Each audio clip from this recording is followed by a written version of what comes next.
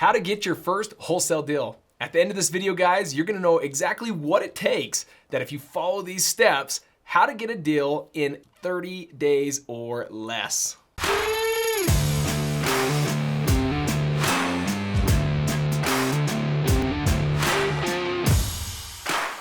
For those new to my channel, my name's Cody Hofhine, and this channel is dedicated to help people make money wholesaling real estate so they can ultimately become financially free. I want you to hit that subscribe button. Also hit the bell so it alerts you when I put out fresh new content. Are you just getting started with wholesaling real estate and you want to know the fastest way to get your first real estate wholesale deal? If so, in this video, I'm going to break down the 4 actions you must take so that you can get a deal in as little as 30 days. And if you stick with me till the end, I have a free gift for each one of you guys that's gonna help your real estate wholesaling business. Action number 1, what does he need to do? You need to be generating leads. Now guys, to get involved in wholesaling and to really succeed at a high level, you're gonna need to go through a ton of leads. Let me give you a real-time story that helps this kind of sink in. The #1 NBA three-point shooter right now is Steph Curry. Plays for the Golden State Warriors, and I want you to think about this individual. Is this guy become the best three-point shooter off shooting 1 or 2 three-pointers? No, right?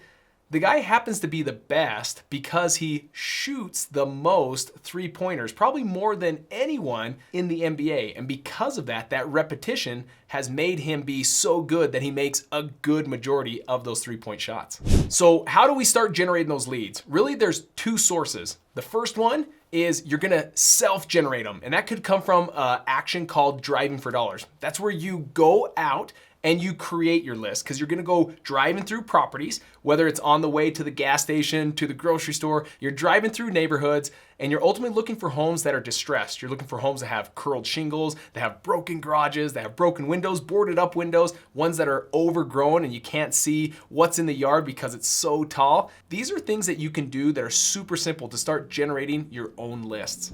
The other way of getting those leads is to get lists from either your city, your county, your township, your municipality, or from list providers. Now, examples of those lists would be like tax delinquent list, code violation list, probate, eviction, notice of default, divorce. All these lists are sources to get more leads. And guys, in this, as part of this, to help you guys get some of those lists right off the bat, down below in the description, I've included a link to the 32 most used lists from our company. When I say most used, not by everyone. Yes, people know about the tax delinquent and the code violation and all these other lists, but there's many lists part of this 32 7-figure marketing list that I give access to. By just simply clicking on the link in the description, you can have access to that today to start getting you on your way to knowing what list to start pulling.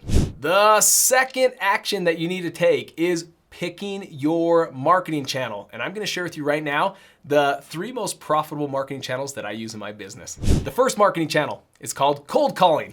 Cold calling, what is it? This is literally where you go and get the list, whether it's self-generated through like driving for dollars, or you go get the list from the city, county, or you buy it from a list provider. And then ultimately you get that list and you get those names skip traced. Skip trace is just a service you can Google. I have a link down below that can send you to the people that I use for it. But ultimately what you do is they're gonna go out with that information and bring back to you phone numbers. Those phone numbers are the ones that you're gonna have to pick up the phone physically and start calling to see if they are wanting to sell. The second marketing channel is direct mail. And I want you to think about how simple this is. I know a lot of people out there, they're saying direct mail's dead. Guys, news flash, it is not. It still produces well over 7 figures every single year since the year I started back in 2015 to now. Current where we're at today, and going forward, I don't see it changing. Direct mail is not dead. It's usually people don't know how to do it correctly. Now to make this easy, I have a link down below of the postcard that I send out to each and every one of my sellers, as well as the mail house that I use that does all of it for me, the fulfillment for me. And if you use that link, you'll get my pricing and again, have access to my postcard. And the third marketing channel is web marketing or digital marketing. This is something that's called like pay-per-click or PPC or search engine optimization or SEO, and then Facebook. And when all 3 of these web marketing channels are working together, you're gonna see something pretty special happen. I started investing into web marketing just a few years ago, and I really had heard from everyone like, you've gotta get into this. The first company we used, it was okay, it wasn't that great. But this new individual that we're using, now that we're seeing like time and energy and money pumped into it, it's actually our best like return on investment. For every dollar we're spending, $6.25 is coming back. A lot of people are looking for you when it comes to they want to sell their home. They're not waiting for a postcard. They're not waiting for you to call them. If they're motivated and wanting to sell, they're going to reach out to you. They're going to try and find you, and they do that with Google. Now guys, marketing is what ultimately gets you in front of sellers, so you have the opportunity to negotiate a contract. And to make that negotiation process, because I don't have the time to cover it in this video, I've included a link down below that gets you access to the 5 negotiation strategies that I use and my team uses in our business so that we can go out there and close deals consistently. Now, before I move on to actions number 3 and 4, I want you to hit that subscribe button and I want you to hit that bell so it alerts you when I put out fresh new content. But let's finish this thing strong. I'm gonna give you 2 solid actions to take so you can get out there and start doing deals.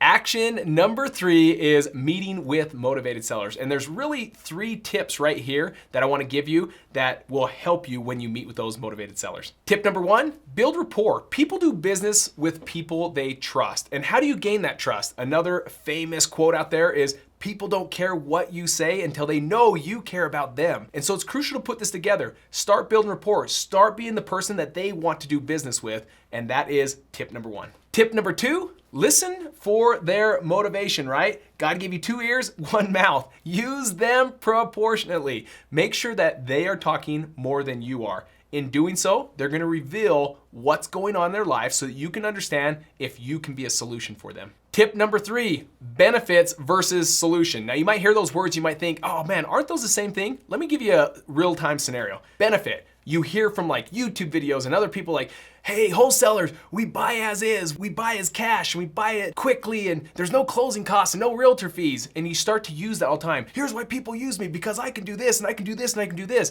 Benefits is all about you, where solutions is all about them, the seller. So instead of pitching your benefit, listen for their problems and see if you can pitch it as a solution. So when they say, hey, I need like close within the next 10 days. Instead of saying, oh my gosh, that's what I do. We close quick. We're so good. We're so doing like, this is what we do. This is why you want to work with me. Instead of pitching the benefit, say, okay, so if I'm able to close in 10 days or less, is that something that I hear that would help you? Oh my gosh, you think you'd be willing to close in 10 days or less? Well, I don't know yet, but I know that sounds like something you'd want. So let me jot that down and let's see if we can put something together where we can make that happen. There's a difference, right? In both scenarios, you're gonna do the same thing, close in 10 days or less. One was a benefit where it's all about you, and one was a solution where it was all about them. And action number 4 is bring your deal to a cash buyer. And again, I'm gonna share 3 quick tips on how to do this correctly. Number 1, make sure you have at minimum 250 cash buyers. So if you haven't found a deal, that's okay. Before you find that deal, it's not like the age-old adage where you're going to watch like Field of Dreams, right? Kevin Costner, he's out fielding in the cornfields and hears this voice that says, if you build it, they will come. That's not it, guys. That secret is people tell you when you find a deal, oh man, cash buyers are just gonna come out of the woodworks. They're gonna be ready to buy that from you. Not true, guys. It is better for you to build that cash buyers list first and present them the deal when you come across it. So minimum, 250 cash buyers. Tip number 2, slow down.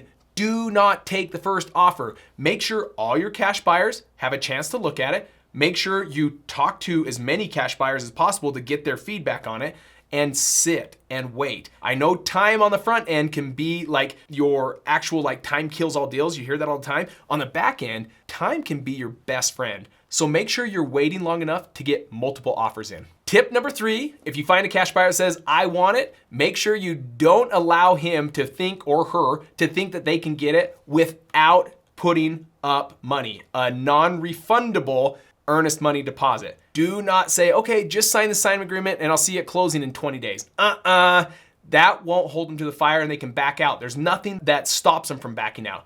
You gotta hold their feet to the fire. For our business, it's a $5,000 non-refundable earnest money deposit that if they don't come to closing and they don't close, we keep that $5,000. They don't get it back. Hold their feet to the fire and this will prevent from anyone backing out on future deals.